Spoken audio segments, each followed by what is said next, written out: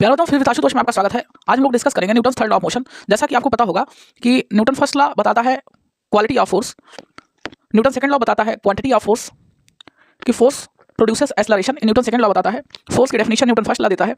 Newton third law बताता है कि force always exist in pair, force हमेशा एक पेयर में एग्जिस्ट होता है।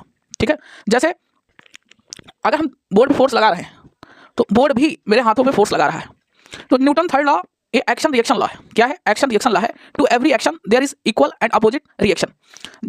जैसे हमने इसमें क्या किया, एक्शन लगाया, तो इसने क्या किया, इस एक्शन का इसने क्या दिया, रिएक्शन दिया। ठीक है, जैसे हम चर्चा करें तो एक किताब, एक बुक एक टेबल पर रखी है, तो बुक का जो वेट होता है वो डाउनवर्ड लगता है। ये क्या होता है? ये होता है एक्शन, और इस एक्शन का रिएक्शन अपवर्ड देखने को मिलता है। टेबल बुक के ऊपर फोर्स लगाती है अपवर्ड, और जो अपवर्ड फोर्स लगता है ये जो टेबल का वेट है उसी के बराबर होता है। तो एक तो बात ये है कि ये अपोजिट फोर्स है, इक्वल एंड अपोजिट। ठीक है, और दूसरी बात ये है कि ये दो अलग अलग बॉडी पे लगता है। ठीक है, जैसे हमने फोर्स लगाया इस पे बोर्ड पे, तो एक बॉडी ये हो गई, और बोर्ड ने फोर्स मेरे हाथों पे लगाया, तो दूसरी बॉडी क्या हो गई, मेरा हाथ हो गया। तो ये डिफरेंट बॉडी पे लगता है, मतलब एक्शन रिएक्शन सेम बॉडी पे नहीं लगता है, एक्शन रिएक्शन डिफरेंट बॉडी पे लगता है। दूसरी बात ये बात करेंगे, फोर्स जो होता है हमेशा पेयर में एग्जिस्ट होता है। ठीक है, और अगर हम चर्चा करें मोशन ऑफ रॉकेट का मोशन न्यूटन थर्ड लॉ का बेस्ट एग्जांपल है। ठीक है, इसमें क्या होता है, रॉकेट में यहाँ पे भरा होता है फ्यूल रॉकेट के अंदर, और रॉकेट के अंदर जो फ्यूल भरा है ये बर्न होता है हाई प्रेशर पे, हाई टेम्परेचर पे।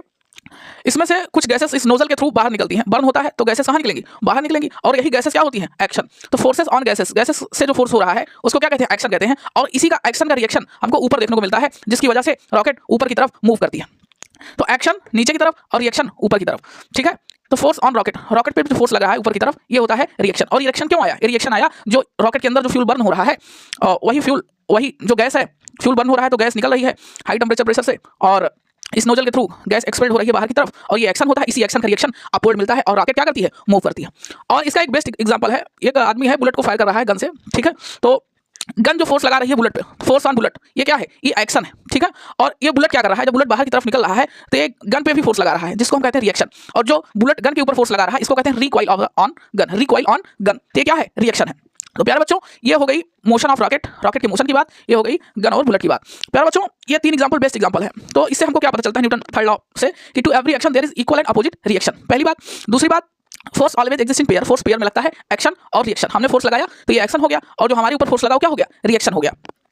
तीसरी बात, ये जो फोर्स लगता है डिफरेंट बॉडीज पे लगता है। ठीक है, हमने फोर्स लगाया बोर्ड पे, हमने बोर्ड को पुश किया, तो हमने क्या किया, बोर्ड पे फोर्स लगाया तो बोर्ड एक बॉडी है, और बोर्ड ने फोर्स हमारे हाथों पे लगाया, हमारा हाथ जो है दूसरी बॉडी है, तो फोर्स डिफरेंट बॉडीज पे लगता है। तो ये बात हो गई।